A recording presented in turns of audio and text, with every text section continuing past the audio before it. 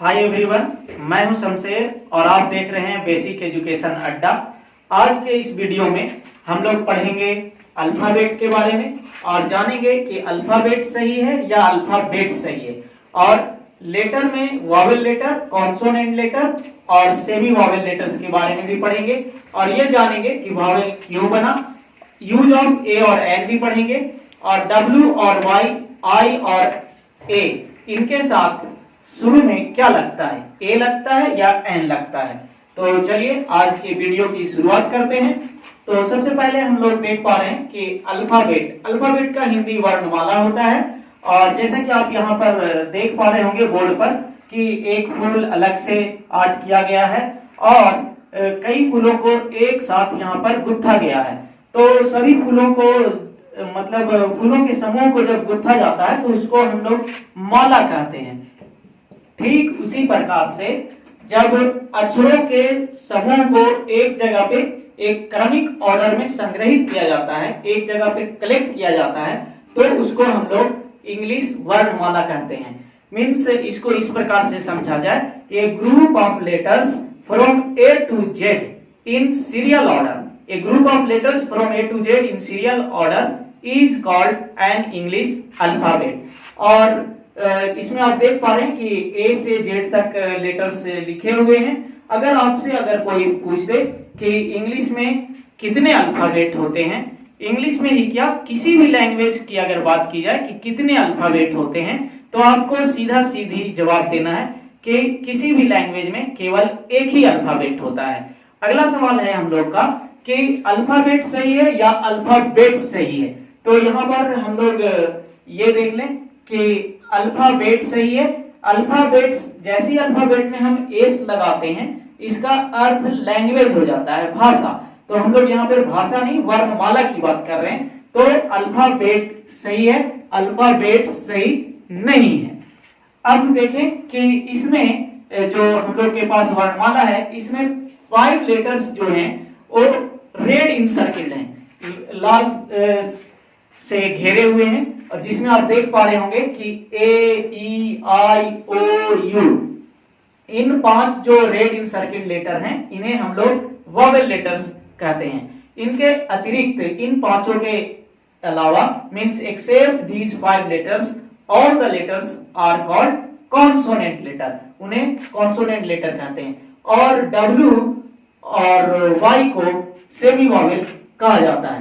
तो देखते हैं कि वॉवेल लेटर्स क्यों बना, ए, ई, आई, ओ, यू, ये जो लेटर्स हैं ये हमारे वोकल कॉर्ड से उच्चारित होते हैं। जो ये रियल साउंड है, इनको उच्चारण करने में किसी भी प्रकार के हमारे शरीर के किसी भी अंग का प्रयोग नहीं किया जाता है, बल्कि ये डायरेक्टली वोकल कॉर्ड से उच्चारित होते हैं, और इस कारण से इन्हें वॉवेल की श्रेणी में रखा गया। बाकी जो कॉन्सोनेंट लेटर्स हैं इनको उच्चारण करने के लिए हमें शरीर के दूसरे अंग का प्रयोग करना पड़ता है। और हम लोगों ने पहले पढ़ा था कि जो वर्ड वॉवेल लेटर से शुरू होता है उनके साथ ए नहीं बल्कि एन लगाते हैं, जो कि ये कॉन्सेप्ट आज के मॉडर्न इंग्लिश में सही नहीं है।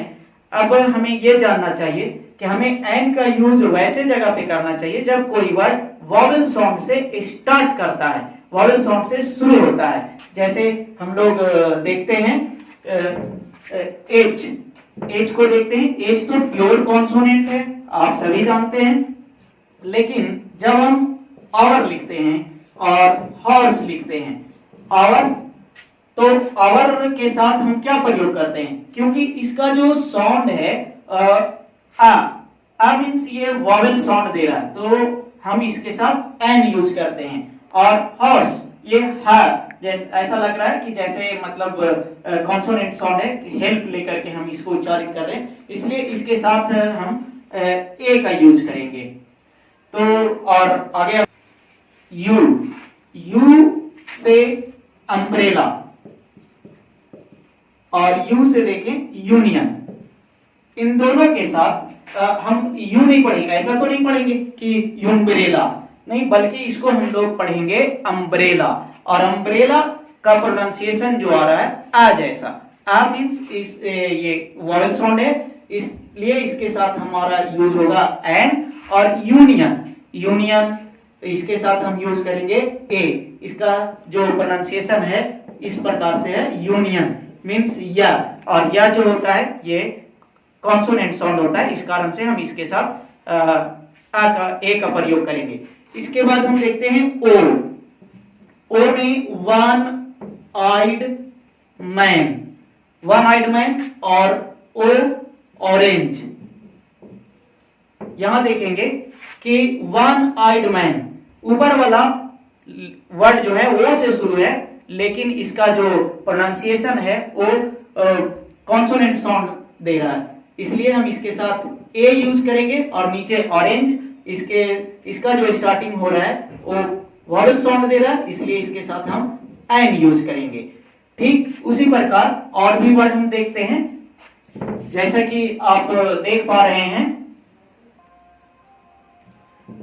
ई से वर्ड देखते हैं एलिफेंट में जैसा कि आप देख पा रहे हैं, इसका जो साउंड है ई का, ये वॉवेल साउंड है, इसलिए हम इसके साथ एन का यूज करेंगे। और दूसरा वर्ड हम देखते हैं, इसे हम लोग पढ़ते हैं EWE, लेकिन इसका प्रोनाउंसिएशन जो है वो यू पढ़ाता है, जिसका हिंदी होता है मादा भेड़। तो हम इसके साथ जब यूज करेंगे ए और एन, तो यहाँ पर without any hesitation you have to use a, आपको ए यूज करना है। तो हम ये जान पाए कि अगर कोई वर्ड वॉवेल लेटर से शुरू हो रहा है वो मैटर नहीं करता है, बल्कि हमें उसका प्रोनाउंसिएशन देखना है कि उसका उच्चारण कैसे शुरू हो रहा है। अगर उसका उच्चारण वॉवेल साउंड में आ रहा है तो हम उसके साथ एन यूज करेंगे, और अगर कॉन्सोनेंट साउंड दे रहा है तो हम उसके साथ ए यूज करेंगे।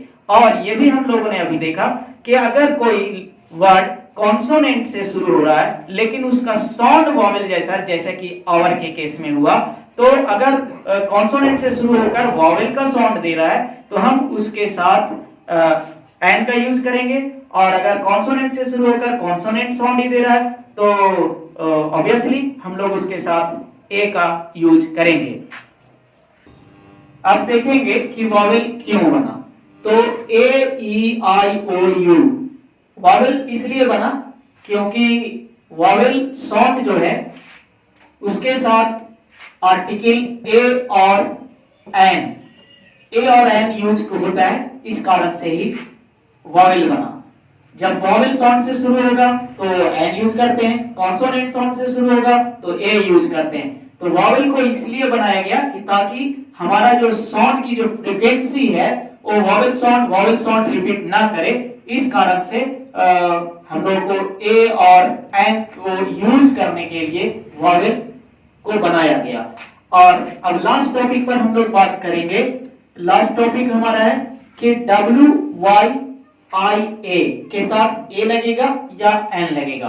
तो देखिए, इसको इस तरह से समझने कि दुनिया में कोई भी वर्ड यदि W और Y से शुरू हो रहा है, दुनिया का कोई भी वर्ड W या Y से शुरू हो रहा हो, तो उसके साथ हम ए ही यूज करेंगे, चाहे कुछ भी हो जाए। जैसे कि आप देखें ईयर आप लोग बड़ा कंफ्यूजिंग लगता है, और कई कॉम्पिटिटिव एग्जाम में भी ये सवाल ईयर वाला आते रहता है कि इसके साथ ए यूज किया जाए या एन यूज किया जाए। तो स्पष्ट रूप से ईयर के साथ ए यूज होगा, और उसी प्रकार से आप या फिर वुडन चेयर, यहां भी ए का यूज होगा।